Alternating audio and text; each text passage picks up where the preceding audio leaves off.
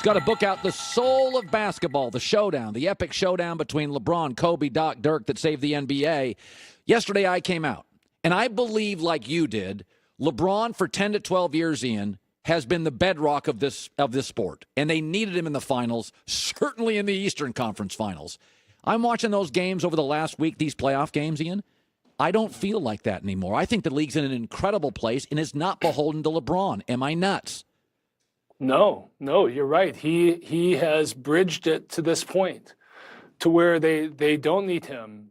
You know, Michael Jordan set up this model. Michael Jordan put the NBA on a financial footing, gave it financial security that it did not have when Michael Jordan first came into the league. And LeBron was beholden to that model of the NBA needs a Jordan figure. It needs that one star that everything's built around. I always thought that was a terrible business model, and it set LeBron back for a number of years. He's persevered. He's taken the league to another place where they don't need that Michael Jordan anymore to be successful. You're exactly right. They can have two stars on one team between Curry and Durant at Golden State. You have Ben Simmons and Embiid. You can have Chris Paul and James Harden. And all these different guys, it's not going to be a one-person league anymore. I'm totally with you. I respectfully disagree about them losing a series, but I'm totally with you on that point. And that's the real point for the whole league. Let's shift gears. LeBron has an ejector seat button in his DNA. Okay, Cleveland, he felt trapped. He went. Miami at the end. Roster got old. He felt trapped. Eject. That is part of LeBron's DNA. By the way, I've moved 3 or 4 times. I've always been for player mobility. It's something in my DNA. If I feel trapped, I'm out. Okay, so I've always supported Durant, Garnett, all these players. We're mobile, you're mobile, I'm mobile, they can be mobile too. This roster's contractually tied for 2 years. Kevin Love is constantly hurt. Kyrie's gone. He sees how good the Celtics will be next year, Ian. He sees how good Philadelphia. This is the worst Sixer team for the next decade. They're going to get better every year. I got to tell you, Ian, I look at LeBron, and I see that ejector seat. I really do. I don't think he's going to stay for the next 2 years in Cleveland. What is your gut feeling on this? Yeah, I have the same gut feeling, I think. I mean, we always have to be careful. Even the people around him are making it clear they're not sure what he's going to do. I reject this idea that he would go to the Lakers because he has a home there and because it makes sense commercially. He's doing just fine commercially. He doesn't need to go to someplace because of the market anymore, or he never did. I think it can be all about winning. This is a guy, when you watch him play, he is so dedicated now. There's no questioning that anymore. He's in such terrific shape. In this 15th year, led the league in minutes plays, has played every game. And it's all about winning championships and maxing himself out as a player. And the point you were making earlier, it's totally true. And I think it's really going to be relevant this summer that he needs players around him. In my book, Pat Riley told me when he recruited LeBron, he listed all the teams of trios that had won championship. And he said to him in the recruiting meeting in Cleveland, this is back in 2010, you're not going to win unless you have stars around you. And he listed them all, the Celtics, the Lakers, the Bulls, all these great players that wouldn't have won if they hadn't had stars around them. And that's, I think, what he is going to be looking for. And no one should blame him this time. He'll leave Cleveland properly. He'll show respect for everybody. The mission was accomplished in Cleveland. He won a championship for them. Now it's going to be maxing himself out and seeing just how good he can be. In my book, he's one of the 3 great. Now it's going to be Bill Russell, Michael Jordan, LeBron James. He wants to move up on that list, I think. He wants to see how high he can go. You know, it's interesting. Yesterday I said that I trust my instincts. And I woke up on Saturday and I was more interested to watch Ben Simmons than LeBron. And for 10 years, there's not been a player in this league I was more interested in than LeBron. And I felt the same way when I saw Tiger golf. I like soccer. Christian Pulisic. I saw him play a year ago, and I thought, oh, my God, every time he plays, I watch. I can't explain how I feel, but this is how I feel. People say you're getting ahead of yourself on Ben Simmons. You're very well sourced. Your feelings, I think it's remarkable that they're almost better without Embiid. Their tempo increases. They play faster. Am I overstating it on Ben? What are your sources saying on how good this kid is, how early? Oh, he's amazing. And you're totally right. He has that kind of upside.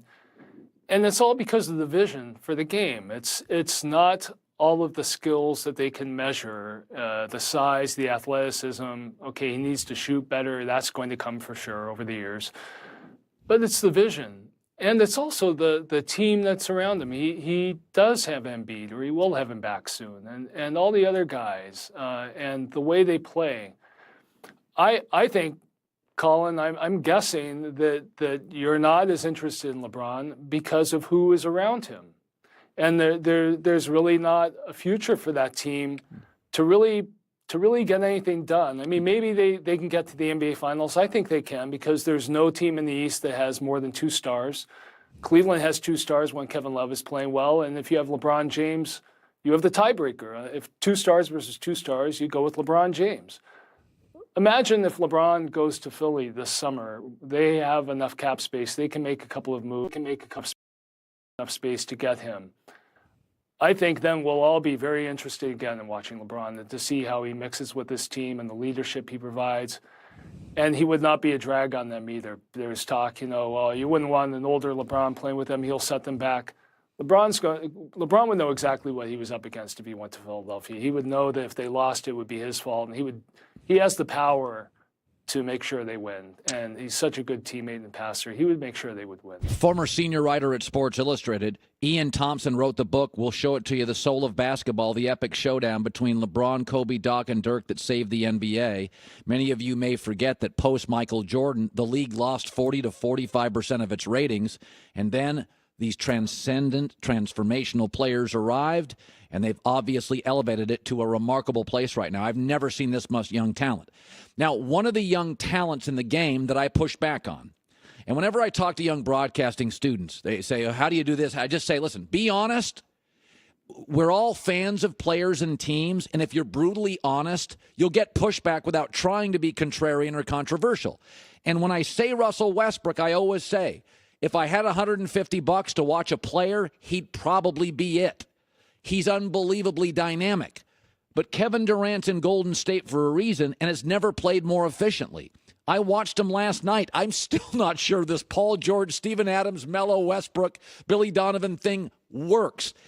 Can we just be honest about Westbrook? We've seen this before. He's a remarkable talent, but he doesn't always play well with others, and he is hard to play with, and we don't know if Paul George is having any fun. Oklahoma City is one of those teams. You could be sitting in a movie theater in the 1920s watching the silent movie, and there'd be no scoreboard on the screen, and you could tell if they were winning or losing just by the ball movement. This ball is moving from side to side, which is the key to playing these defenses, opposing these defenses today. Then you would know Oklahoma City's doing great. And if it isn't, if it's sticking, if it's just one guy dribbling up and launching threes or attacking the basket and putting his head down and taking it on himself, yes, then you know they're in trouble, right? You don't need to see the scoreboard. It's like certain players, you can tell by their facial expression if they're winning or losing.